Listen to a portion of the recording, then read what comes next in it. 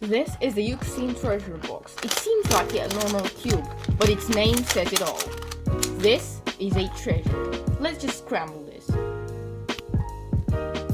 So what this puzzle does, it has inside it a little box. So when it's scrambled, you can't open it, but after you solve it, a few moments later,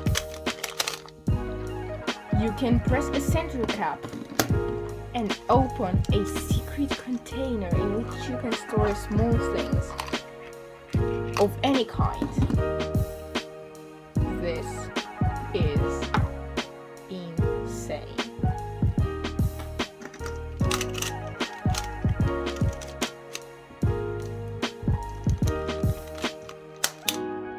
And then back to a normal Rubik's Cube.